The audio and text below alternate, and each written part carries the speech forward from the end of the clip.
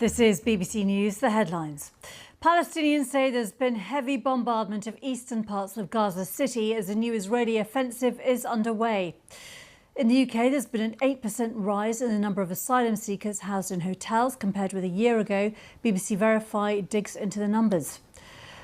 The BBC finds the UK's Ministry of Defence has accidentally leaked data on Afghans who worked with British forces on 49 separate occasions over the last 4 years. And the head of artificial intelligence at Microsoft warns about rising cases of so-called AI psychosis. We'll hear from a professor in the field.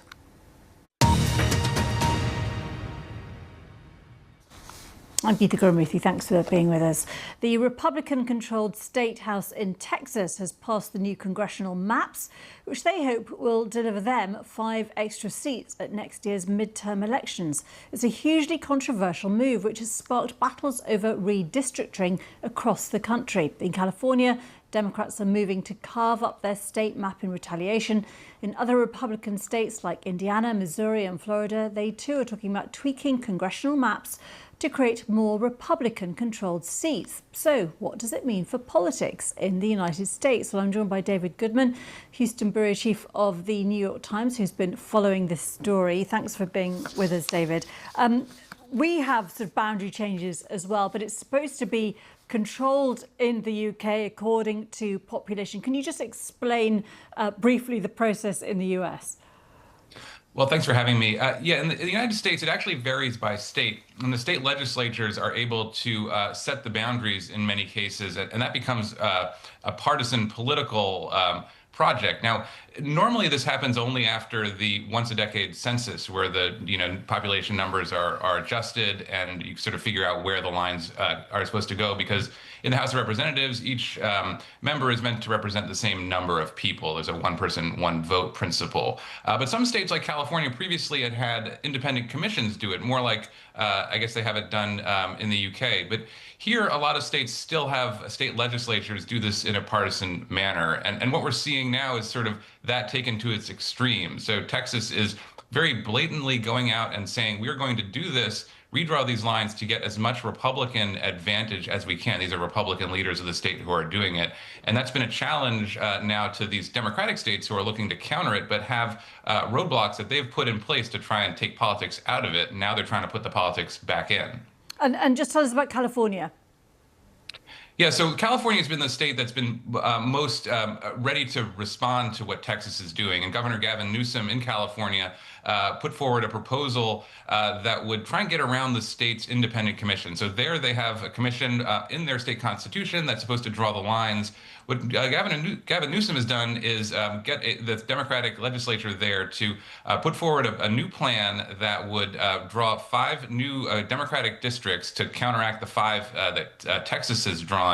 But they have to bring that plan actually to the voters. So what's going to happen in California is they're going to vote it out of the legislature probably today. The Democrats think they have the votes to do that. But then it's actually going to go on the ballot in November. And the voters will have a chance to decide whether they actually want to make this change to their constitution on a temporary basis in order to counteract what's been done in Texas. So the California situation is a lot more protracted and a lot more uncertain than what's been happening in Texas. For a country that's supposed to be the world's most powerful democracy, this all looks a bit bewildering, I'm going to be honest. What do you think it means overall for what's coming up in the midterms?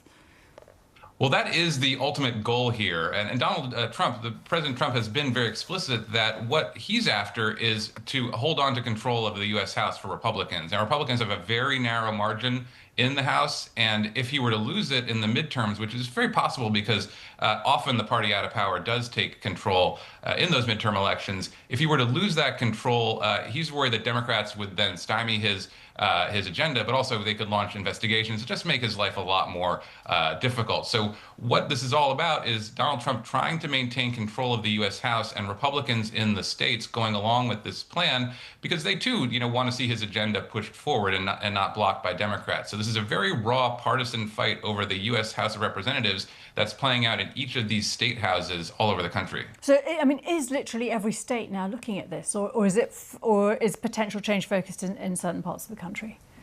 Well, yeah, not every state can actually do something about this in the time it would take to affect the midterm elections. So you have discrete places where they're looking to do this. So California is one, as we've said, Texas, Missouri, as just said, Donald Trump said today, actually, that Missouri is going to be looking at it. Indiana, the Republicans are trying to get Indiana to go along with that. And Democrats, for their part, are looking at New York. New York would be complicated because they couldn't actually get anything in place before 2026. But Illinois is another place where Democrats have looked at. The trouble is, a lot of these states are already pretty gerrymandered, pretty cut up to benefit one party or the other. So the different parties are looking at states that have a lot of population and have a lot of seats that belong to the other party and thinking, how can we cut these states up differently so that our party has a greater advantage? David Goodman, it's fascinating. Thank you very much indeed for talking us through that there from the New York Times. Yeah. More now on one of our top stories today. The number of asylum seekers being housed in hotels has risen in the first year of the Labour government. There's also been a record number of asylum claims in the same period. BBC Verify's Tom Edgington has been looking at how Labour is performing compared with its election pledges on immigration. When he became Prime Minister last summer, Keir Starmer made tackling illegal immigration and restoring order to the asylum system a top priority. So how is the government getting on against its main pledges? Well, firstly, Labour has promised to end the use of asylum hotels by 2029, saying it would save taxpayers billions of pounds. Today's figures show a slight fall since March, with 32,059 asylum seekers in hotels at the end of June. But as the chart shows, that is almost 2,500 more since June last year, just before Labour took office. Now, the government doesn't regularly publish the actual number of hotels in use, but a government source has suggested it's currently around 210, down from the peak of 398 under the last Conservative governments. And why is there pressure on hotels? Well, it's largely driven by record numbers of migrants crossing the English Channel in small boats. Almost 28,000 people have arrived in small boats in 2025 so far, up by 45% compared with the same period last year. Now, to reduce the number of crossings, the government has also pledged to smash the gangs. These are the people behind the smuggling. And the Home Office says that it has helped dismantle at least 52 organised gangs operating in France. But of course, the real measure will be whether the government manages to reduce small boat crossings. Now, thirdly, the government has also pledged to clear the asylum backlog. This is the number of people waiting to hear whether they will be granted refugee status or not. And on this, the government is making progress. Now, since March, there's been a 17% fall in the number of people waiting for a decision and a 24% reduction since last June. And that means that the overall backlog is falling, but there's still quite some way to go. Now, the government has also pledged to increase the number of returns. These are people that have no legal right to be in the UK. And on this, returns are down on the last quarter, but they are still up slightly from where they were in June 2024. So while the government is still meeting its pledge, the overall number, is important to know, also includes people who voluntarily chose to leave the UK, and that is shown in the red section of this chart. Now, Labour still has up to 4 years of this Parliament to fulfil its promises, but with record numbers of channel crossings this year, there is growing pressure on the government to deliver on all of these pledges. Tom Edgington there.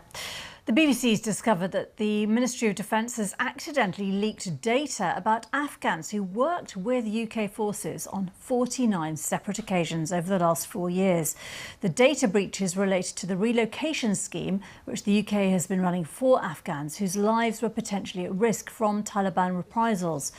Well, the leaks include a spreadsheet containing the personal details of almost 19,000 applicants. Lawyers for those affected have described it as a series of catastrophic failings. Our political investigations correspondent Billy Kember has more on what he's found out. We previously knew about just 4 data breaches from that scheme over the 4-year period. We've now discovered there were 49, and 7 of those were serious enough to require referral to the Information Commissioner. I think the significance of this is twofold. One, we can see now the scale of it and what that perhaps suggests about wider failings within this scheme and officials that were administering this scheme around the processes of keeping this very sensitive data secure. The other is that the government, the then Tory government in late 2021, tried to fix problems with data breaches in this scheme in the wake of a BBC revelation at that time that email addresses had been sent inadvertently to applicants for other applicants, so a sharing of email addresses that shouldn't have happened. Remedial measures were brought in the wake of that to prevent such a thing happening again, but clearly now we can see that breaches continue to occur at scale. Billy Kember there. Around the world and across the UK, this is BBC News.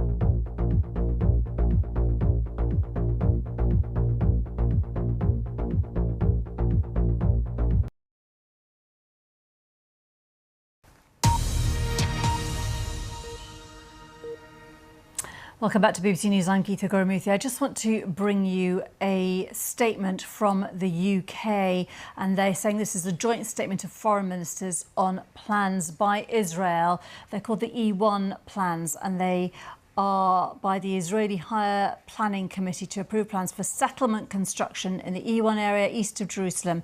And this decision, says the UK government, is unacceptable and a violation of international law. It says we condemn this decision and call for its immediate reversal in the strongest terms.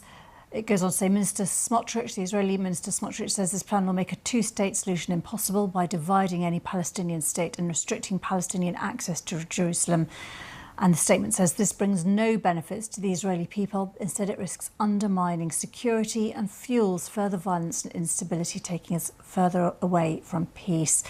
And they are urging the Israeli government to stop settlement construction. This statement has been signed by foreign ministers of Australia, Belgium, Canada, Denmark, Estonia, many other European nations, Japan too, and the UK. So we'll bring you more on that too.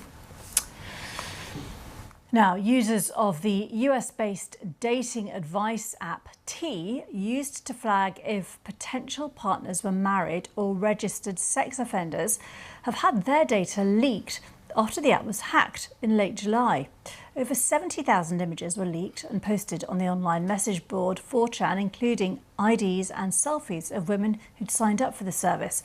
Well, these images were reportedly meant to be used for verification purposes only and deleted immediately. With me is Jackie Wakefield, global disinformation reporter with BBC World Service, who's been looking into this leak. Just first of all, tell us, what is this app? It's called T. What's it used for?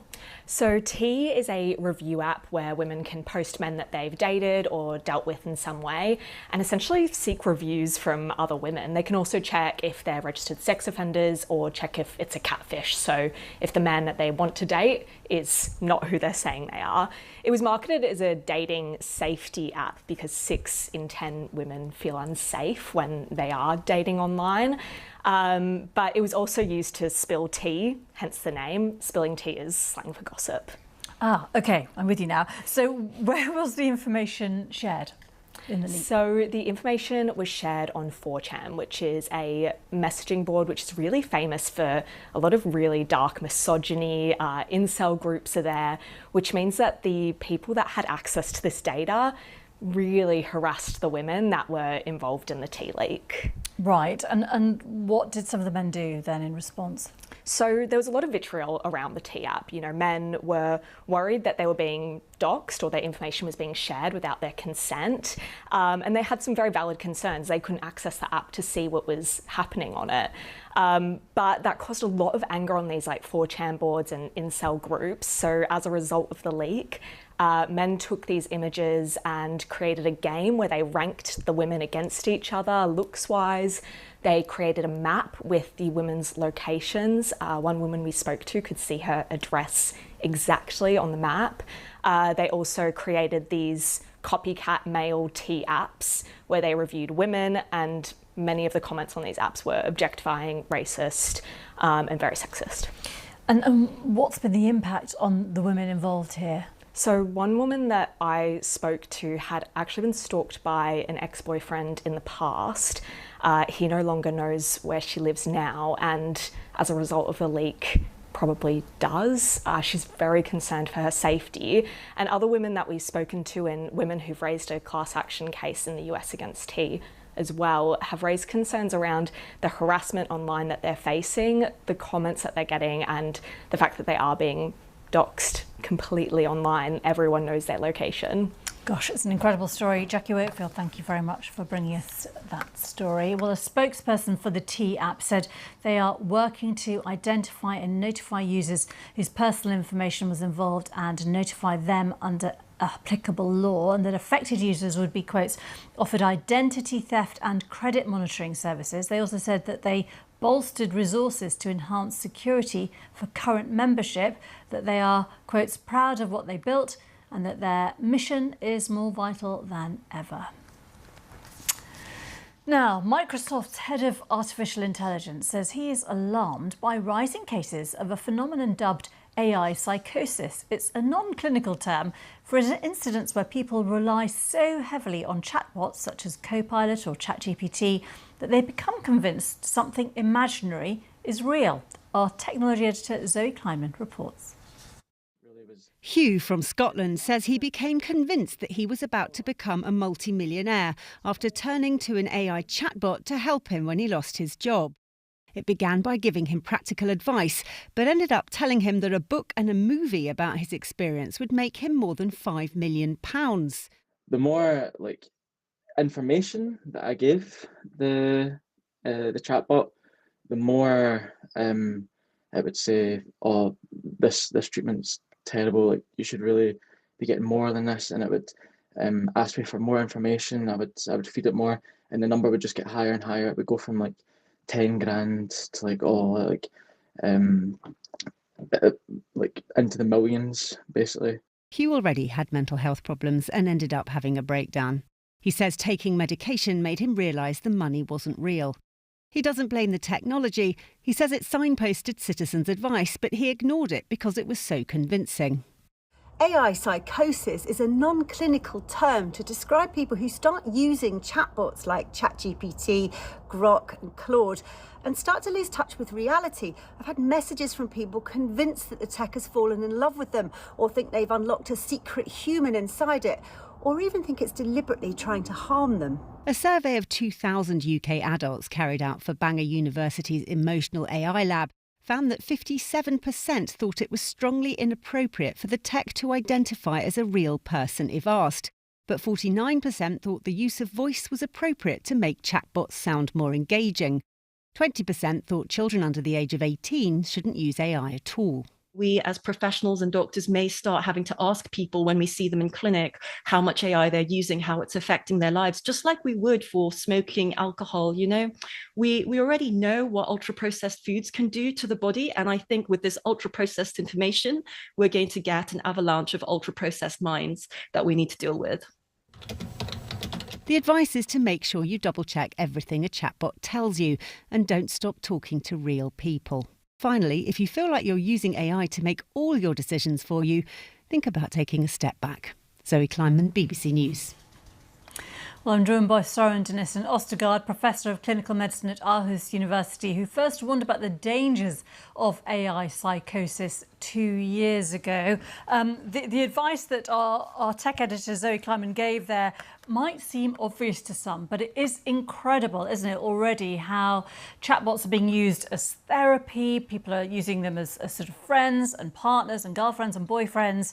And just tell us about your worries and the risks that we're seeing here. Yes, thanks for having me. It's completely true that I made a guess 2 years ago almost on the date that this technology could potentially be dangerous for people prone to mental illness. I base that solely on my own observation of interacting with these AI-driven chatbots. And I was quite fascinated by the technology, but I also had this uncanny feeling that for some individuals, it could be risky business to interact with this technology. Can you just talk us through how that can happen? Yes, I think it may start with an idea that is maybe just slightly off reality or slightly, let's say, unconventional. And then in the interaction with the chatbot, the user will move further and further away from reality because his or her idea will be confirmed by the chatbot, which has this inborn tendency to agree with the user and maybe push on the conversation. And then as time goes by, further into the correspondence, this may eventually end up as a delusion. Right. And do you think it is people who are already suffering with some mental health challenges that are the only ones who are vulnerable? Or could we see, are we seeing risks to youngsters and others who might be lonely, for example, and are increasingly relying on these chatbots?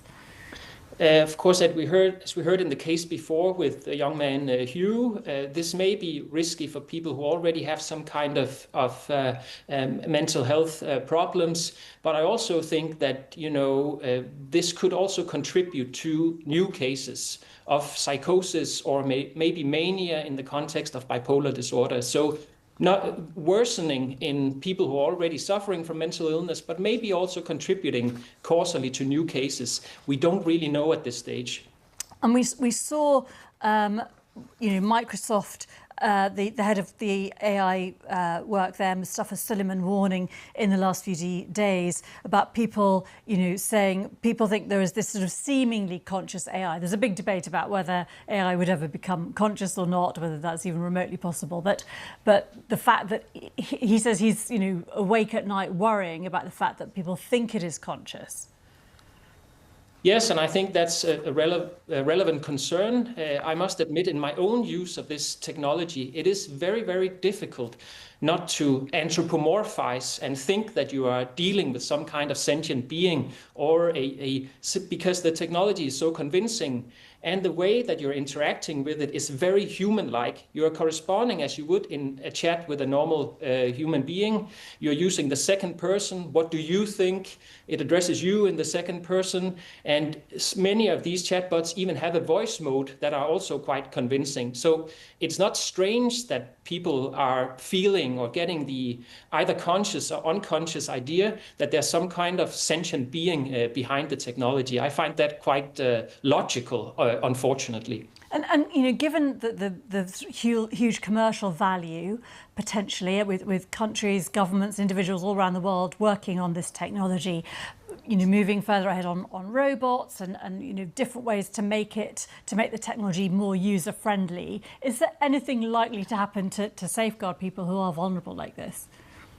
I think that legislators, governments should step up and regulate this area more firmly, and not leave that up to the companies that are developing these tools, because they have other interests that are driving them for obvious reasons. They are companies, but I think that we as society should require that the safety testing done with these tools is really, really thorough, and that the guardrails are proper, because it do seem that the current guardrails are not sufficient. Okay, Søren Dinesen Østergaard, thank you very much indeed for being with us.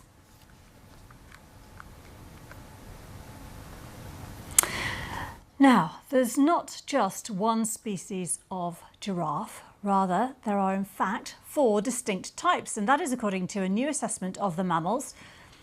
Well, the review carried out by scientists from the International Union for Conservation of Nature overturns the long-held classification of the world's tallest land mammal as a single species.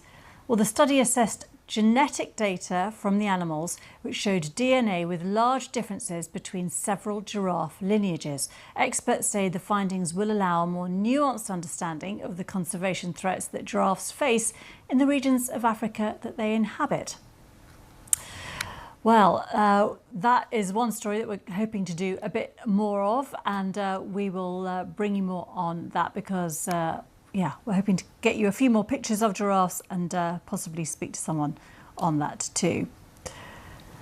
And we are going to keep you also right across all the very latest on Gaza because the situation there has been changing. Just to remind you of the statement that we've had from a number of European governments and others, including the UK government, who've said that the decision by the Israeli Higher Planning Committee to approve plans for settlement construction in the E1 areas they put at east of Jerusalem is unacceptable and a violation of international law. They've said that this will make a two-state solution. They condemned this decision and quote Minister Smotrich, who says the plan will make a two-state solution impossible by dividing any Palestinian state. And the statement from these governments says it brings no benefits to the Israeli people. They are urging the government of Israel to stop this plan going forward. Do stay with us here on BBC News. We're back in a few minutes.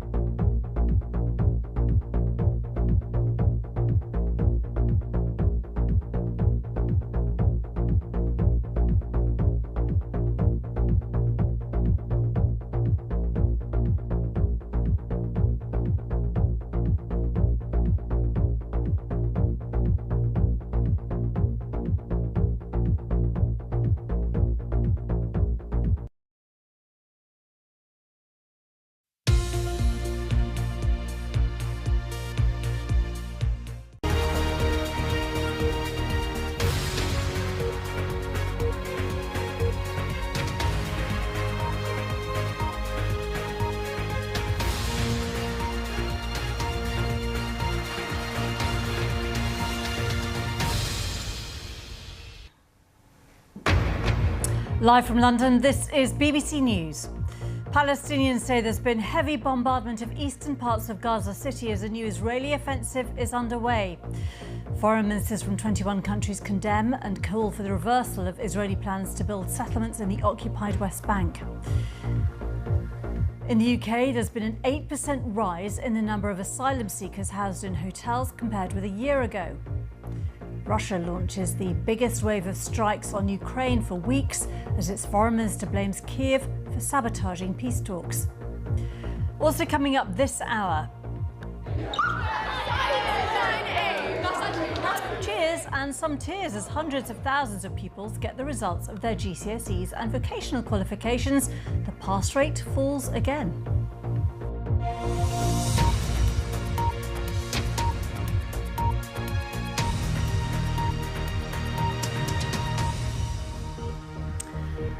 Welcome, I'm Geeta Gurmuthy. Thanks very much for being with us. Well, Palestinians say there's been heavy bombardment of eastern parts of Gaza City, and it comes after Israel's military has taken the first steps in its operation to capture what it sees as the last major stronghold of Hamas. The Israeli army has been continuing its attacks in Zaytun and Sabra neighbourhoods to the south and west and has called on hospitals and aid groups to prepare for evacuations in the north. The Israeli Prime Minister Benjamin Netanyahu is expected to meet with security officials to approve military plans to take full control of Gaza City. BBC Verify has been analysing satellite imagery to see what's going on at the moment. The Israeli military have said they've begun the first stages of a planned ground offensive into Gaza City. At BBC Verify, we've been looking at satellite imagery to take a closer look at what's happening on the ground.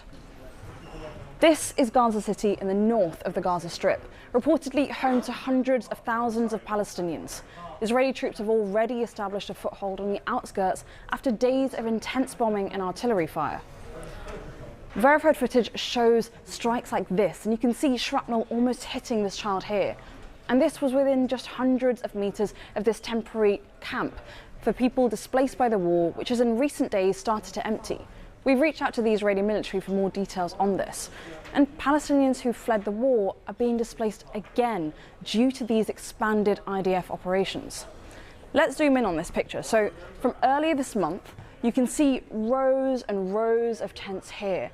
And photos from journalists on the ground showed encampments like these all across Gaza City being lived in by families.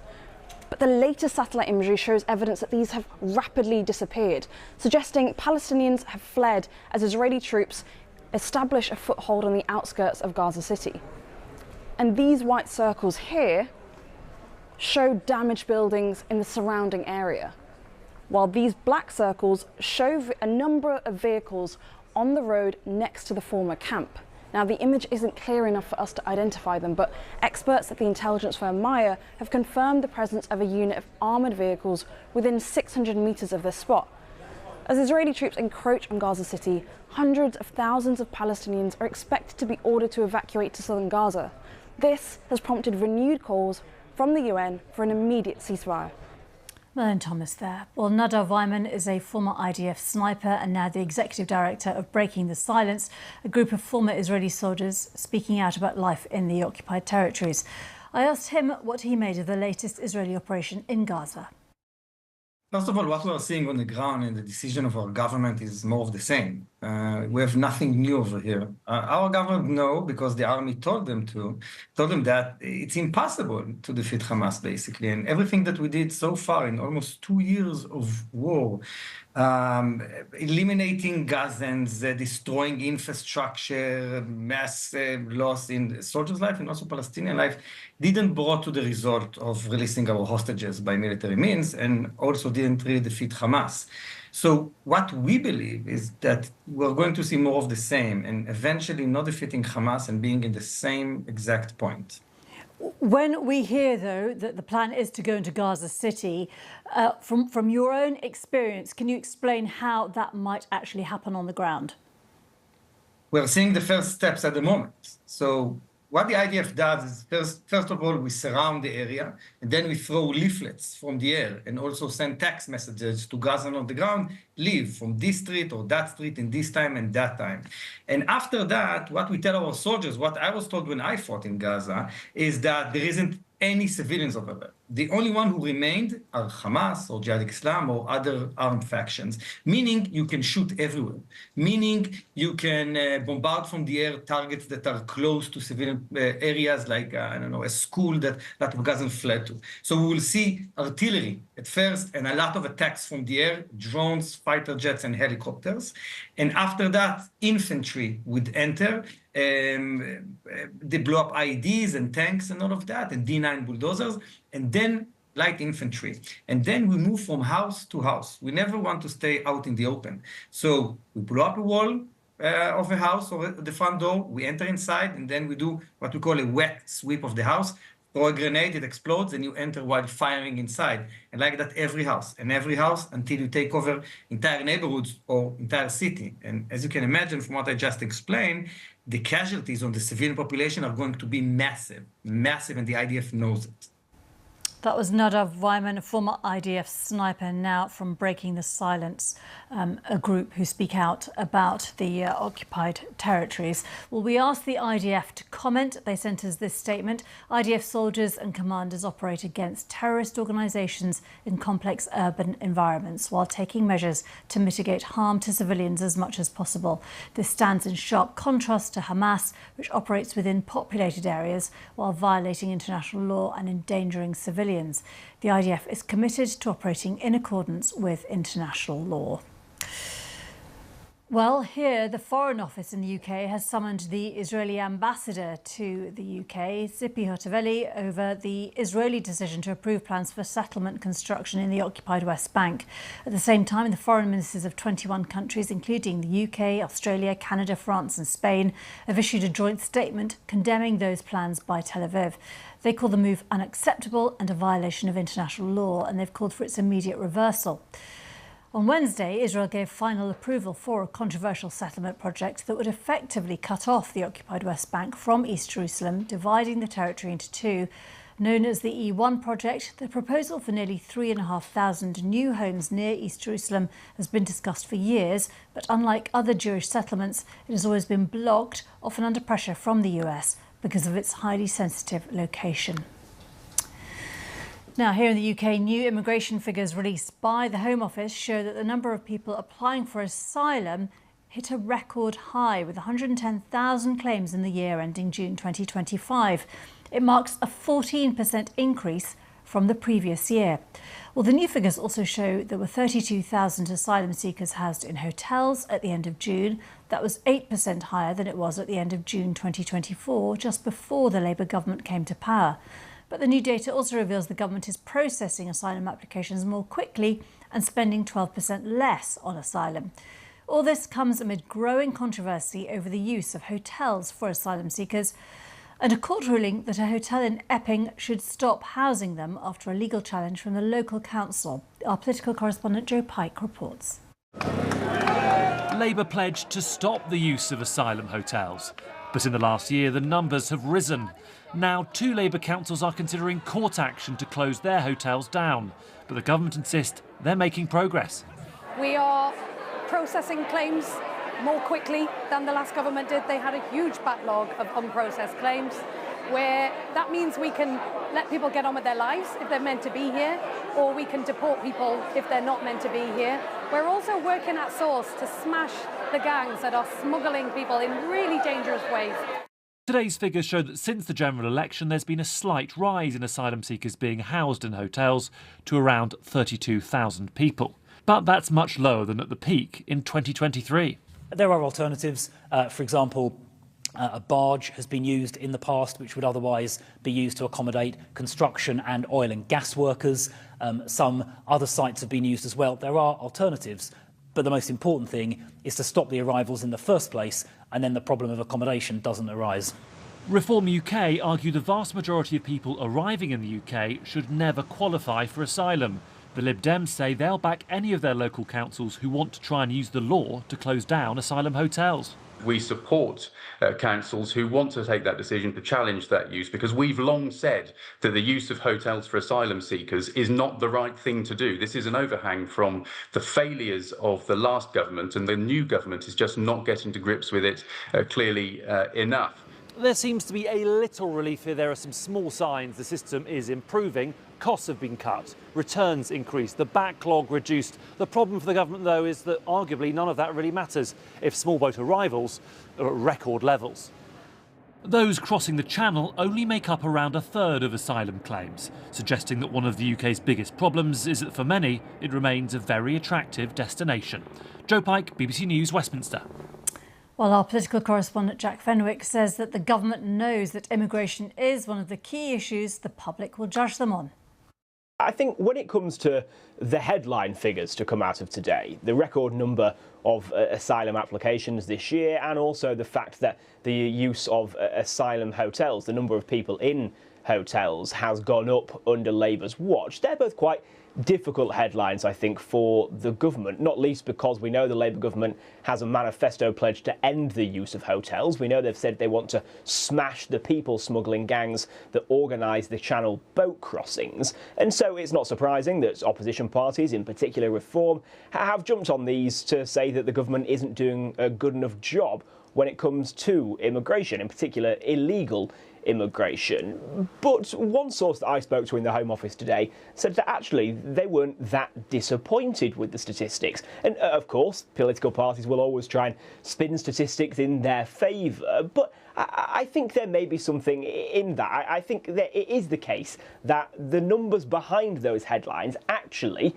give some hope to the Home Office, to the government, that some of their plans around immigration are starting perhaps to work. And that is because although the figure over the last year for the number of people in asylum hotels has gone up, this latest set of statistics for the first time takes into account the period of time whereby the small boat crossings has increased massively. That's happened since about March this year.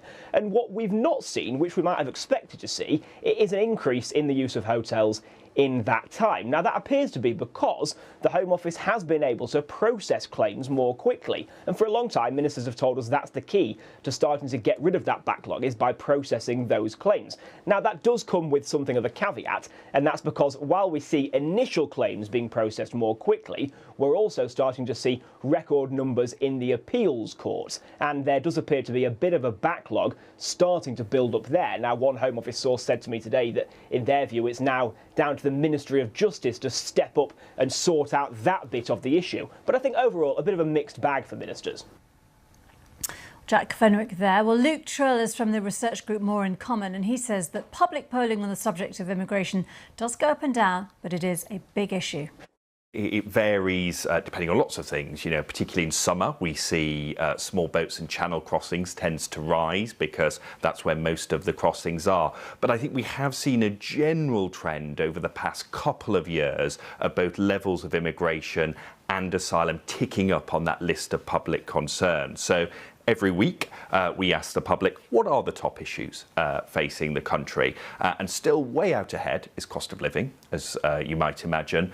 But for the first time this week, we had levels of immigration nudge just above the NHS as the second most important issue there, NHS in third, and then channel crossings in fourth. So there's no doubt that this is one of those issues that the public are thinking about, and they think it is one of the big issues which is affecting the country, and they want the government to be taking action to deal with it. And from the polling, what do you know about the cause of that concern?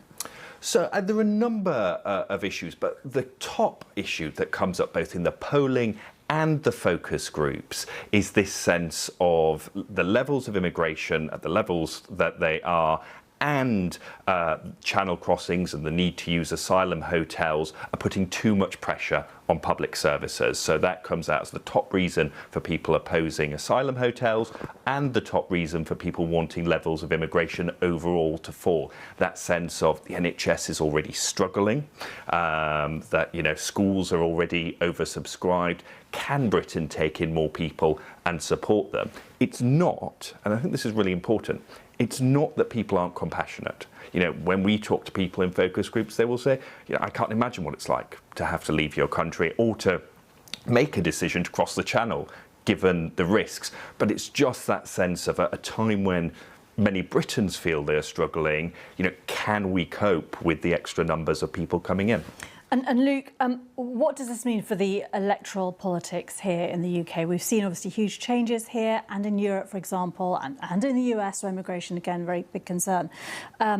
Reform doing very well on this issue because it's their key issue. What does that mean for the maths of where we might be heading when an election comes, maybe 2029?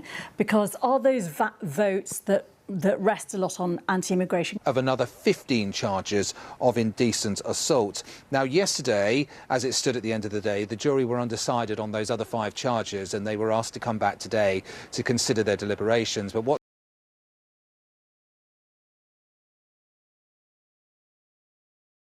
not reached any further verdicts. We have had a statement from the Church of England, though, the Bishop of Sheffield, following the trial of Chris Brain, now that it's sort of concluded. He says, as Bishop of Sheffield, I want to speak directly to the survivors, their families and friends, and to everyone affected by these events. I'm deeply sorry for the harm you have suffered. What happened was an appalling abuse of power and leadership that should never have occurred. Where concerns were raised in the past and were not acted upon properly, that was a failing of the Church. For those institutional failures, I offer an unreserved apology, because this was effectively a branch of the Church of England, a youth branch as such, and what Chris Brain did was work out a way of attract young people to come to worship, but it was a sort of nightclub vibe about the whole thing. It was immensely popular back in the 80s and 90s, but there were some very dark goings on in the background, as what has been exposed in court over the last few weeks. Danny Savage, thank you very much. There's been a wave of Russian air attacks across Ukraine in one of the heaviest bombardments in recent weeks. More than 600 drones and missiles were launched across the region. Ukraine's President Zelensky says this action shows Russia has no desire to end the war, and there's no signal from Moscow that Putin's prepared to meet him in spite of the urgency expressed in Washington. Sergei Lavrov, Russia's foreign minister, responded by accusing Kyiv of trying to undermine President Trump's efforts to resolve the conflict. Our correspondent Katie Watson has more from Kyiv. The air raid sirens went off late last night here in Kyiv, and the alarm remained in place until earlier this morning. There have been a couple more sirens going off, but overnight more than 574 drones, 40 missiles. The whole of the country was affected. 11 different sites across the country were hit. Most of them were intercepted, but in the western city of Lviv, a city that doesn't usually see attacks, residential buildings as well as a nursery were hit. One person died and several people were injured. And further south, still in the west, but on the border, Ukrainian border, there was a US electronics manufacturer that was also hit and more than a dozen people injured. In fact, the attack in Lviv was such a threat that the Polish Air Force scrambled to protect its airspace. And as you said, Zelensky has said this just shows that Russia doesn't even kind of seem to register that there are peace talks going on, and there's so much momentum in the last few days around talks of security guarantees for Ukraine. There's still very little detail about those. President Zelensky said earlier that he hopes to see more details of those in the next week or so. After that, perhaps talk of a meeting with President Putin in a neutral part of Europe, says the president here, but still no detail on that either. Katie Watson there. Now, it is results day in the UK, with hundreds of thousands of teenagers in England, Wales and Northern Ireland getting their GCSEs, BTECs and other vocational qualification results. Our education correspondent Sean Daly has this report. This is what 2 years of released tension looks like. The relief, the joy, oh my God, and yes, the celebration. I'm feeling quite good. Last night I was really excited because I just wanted to know what I got, and I wasn't even thinking about what I got, I just wanted to know. But I'm definitely pleased with my results. I can get into my sixth form of choice, I'm quite happy, and I'm glad that everyone else is happy with their results. When you've known these young people as long as we have in school, it's the story behind the results that really matters. I've been the head of year 6 year 8, I've been working with these young people for so long, that seeing them today get these results, seeing the pride on their faces, you know, for many of them it's not just about the number that's on the piece of paper, it's about what they've had to overcome to get to this point. And while not everyone scored top marks, it's been a solid year for GCSE students across England, Wales and Northern Ireland, with more than 1 in 5 handed top grades. GCSE results day to day, very exciting for lots of young people, a real stepping stone to what comes next. But we are really conscious that there are still far too many young people that are left without their maths or English GCSE and don't feel like they have the opportunities to go on to that they should have. On paper, those achieving a pass or C grade at GCSEs has fallen for the 4th year running, but at 67.4%, today's results are marginally better than before the pandemic. Once again, though, the gap between the best and worst performing areas is stark. London had the highest pass rates, even though the overall percentage has dropped there. But the performance gap is still alive. In the West Midlands, the pass rate was 8.7% lower. Overall, GCSE passes were up in Wales and Northern Ireland, with England the only nation to see a fall. Around 600,000 students are picking up GCSE and vocational results today. And around a quarter of maths and GCSE results are resits. That's a record high. Only a fifth of those resits saw pass marks or better. The past 2 all-important study years have been pandemic-free for these students, but it's worth remembering that their secondary school careers started in the autumn of 2020, at the height of the pandemic. The pandemic undoubtedly had an impact on pupils' education, on their engagement, on their self-confidence, on their resilience, and also on their academic ability. This is the 2nd year that marking has returned to pre-pandemic methods, with a focus this year and last on tackling grade inflation caused by emergency COVID measures that replaced traditional marking with teacher-assessed grading. Today's pass rate is only marginally better than it was in 2019, but that alone is being seen as a great result. Sean Dilly, BBC News. Now, there is not just one species of giraffe. In fact, there are 4 distinct types. That's according to a new assessment of the mammals. The review carried out by scientists from the International Union for the Conservation of Nature overturns the long-held classification of the world's tallest land mammals as a single species. Well, the study assessed genetic data from the animals, which showed DNA with large differences between several giraffe lineages. Experts say the findings will allow a more nuanced understanding of the conservation threats giraffes face in the regions of Africa that they inhabit. Amazing creatures, regardless of which species they belong to. We've got much more coming up in a few minutes. Business coming up next.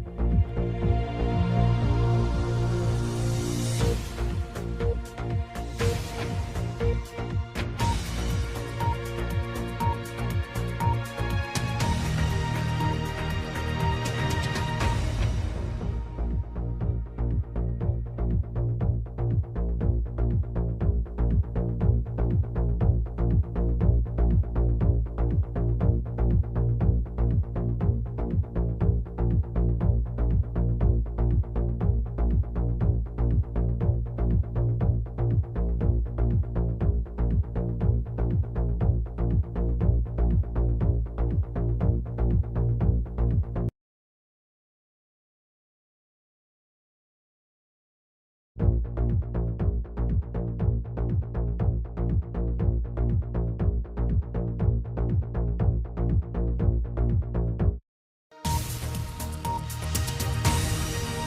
on BBC News, the latest business news from across the globe. Business Today.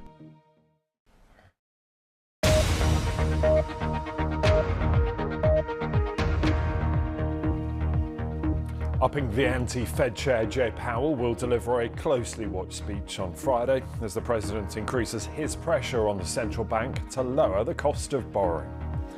Walmart in the red, shares in the world's biggest retailer fall despite raising its full-year profits and sales forecasts. And getting a lot less money than men. We'll look at why Britain has a pension pay gap. Hello, welcome. This is Business Today. I'm Ben Thompson. We're going to start this hour with the Federal Reserve because its annual summit in the scenic Jackson Hole gets underway. Chair Jay Powell will speak on Friday. Now, investors there will be listening pretty closely for clues on what comes next, particularly on things like interest rates. That will set the tone for financial markets.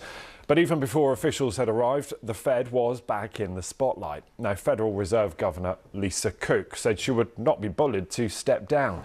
President Trump has called on her to resign after one of his allies, that's the housing finance regulator, accused Ms. Cook of mortgage fraud. Well, Mr. Trump has been seeking more influence over the US central bank and has repeatedly criticised its decision not to lower interest rates. So, all of that, a rather interesting backdrop, particularly tense as Chair Jerome Powell prepares to speak. Well, let's talk to Atakan Bakiscan, who's US economist at Berenberg. And Atakan, good to have you here. And give us a sense then about what will dominate these talks. Whilst investors, they're all looking for the direction of interest rates, there's a lot of soap opera politics going on at this meeting, isn't there, as well? Yeah, so in the past 3 years, Jackson Hole served as a platform for Powell to really deliver clear policy signals. I mean, last year he said it's time for policy to adjust, and it was a pretty clear signal. And then just 3-4 months after, I mean, the Fed cut rates by 100 basis points. I mean, back then, inflation was coming down nicely. Labor market was still in balance, but there were, some sign of weakness, and monetary policy was just too restrictive, more than 250 basis points above the neutral rate. But fast forward to now, I mean, inflation is rising. Labor market's still in balance, but the job growth is obviously slowing, and there's a lot of uncertainty around trade policies still. So I think this year is going to be a bit different than last year and the 2 years before that, and that Powell is going to avoid sending a definitive message to the markets, and he's going to emphasize the need to wait for the August inflation and employment reports. And I think the market pricing of that 75%, 80% chance of a 25 basis point cut, I wouldn't be surprised to see that moving down to just a coin toss 50-50. Yeah, I mean, and that's what we'll all be keeping an eye on too. But at the same time, this all coming as there's pressure not only on the Fed Chair Jerome Powell. We know he's been repeatedly in the sights of President Trump because he doesn't do what Mr. Trump wants him to do, and that is cut interest rates. Now the focus shifting to the governor. And this over alleged mortgage fraud. I guess the question is, how much of that will dominate these proceedings when actually the Fed just wants to get on with its job? Yeah. I mean, the political pressure on the Fed doesn't seem to get a break, really. First, it was Powell, then Kugler resigned, Stephen Miron came, and now it's Lisa Cook. Trump continues to put pressure on the Fed, and this just means the market implication for this is just weaker dollar and higher for longer yields. I mean, there's a reason why the Fed and the government are independent. And if you mess with Fed's independence, you're going to pay back that with a higher yields. I mean, this just really puts a risk premium on US assets. I mean, a lot of people really like to give this 1970s example, and President Nixon back then pressured Arthur Burns, the Fed chair, to keep rates low ahead of the 1972 election. And then that was a major reason why the inflation surged in late 1970s. But I don't think you really need to go back all the way to 1970s to really see that. I mean, just look at Turkey 4 years ago. Early 2021, the central bank governor got fired by raising rates because inflation was rising. And just within a year, just within a year, the currency weakened against around 50% against the dollar. Inflation nearly quadrupled, and the 10-year yield jumped 1,000 basis points. I mean, obviously, it's not going to be these magnitudes are not going to be in the US. I mean, it's a safe haven reserve currency and all that. But in terms of the direction, there's really no reason to think that's going to be different for the US. I mean, we already see the weaker dollar just because of this Trump's erratic policymaking, really. We will watch and wait and see. Atakan, good to have you with us there, US economist there at Berenberg. Grateful for your time. Thank you. Thank you. Now, elsewhere today, we're going to talk to Michelle, who's in New York. She's following events at Walmart because the retailer reporting pretty strong figures, strong sales for the 3 months to June. Revenue actually came in higher than expected at $177 billion. Now, shoppers across all income levels, it seems, are turning to the world's biggest retailer because there's uncertainty about the wider economy.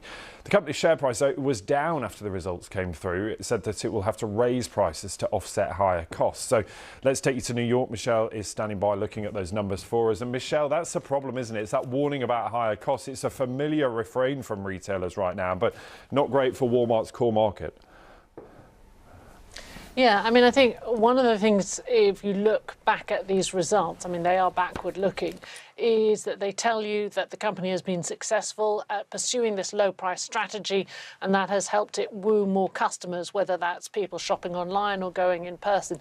And it's not just those sort of who have the kind of smallest budgets, they're also attracting more kind of middle income customers, attracted again by those lower prices at a time when inflation is something that has been a real issue for American shoppers. Here's the thing, though. The company has talked a lot about tariffs. It was one of the firms that spoke up and said that it would have an impact on its business, and you're seeing that going forward. They successfully brought inventory into the country early. They can't keep doing that forever, and so they're saying prices are going to have to go up.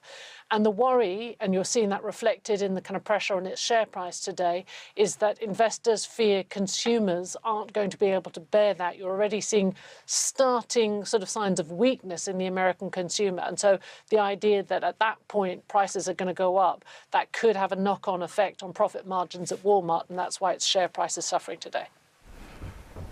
OK, Michelle, really good to talk to you. Thank you. Michelle Fleury there with the very latest for us from New York. So we'll keep a close eye on developments there.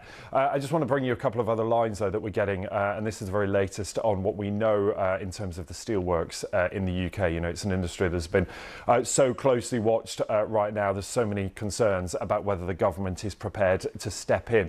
One thing that we're just getting a couple of lines for you, and I'll bring you the details on those if we can get them in just a moment. But you can let me see whether we've got them there on the website, but there's a couple more details coming through to us. This all relates to concerns over the UK steel industry and the ability of the government to step in and save it. We're just getting further details. As soon as I have them, I'll bring them through to you right now. But Michelle there with the latest on what's happening in Walmart. But I want to talk, though, before we do that, on what's happening in UK pensions. We've also got a guest who's going to give us the details on that. But sorry, let's just return to that story I was telling you about as well, because we're told that there's a lot of concern, particularly in the UK, that women in the UK are receiving on average £7,600. That's about $10,000 a year less than men when it comes to retirement. That's according to a new report published today by the Trades Union Congress. That means that working women are ending up poorer as pensioners than their male equivalents. Let's get the very latest on why there is that disparity. Nicola Smith is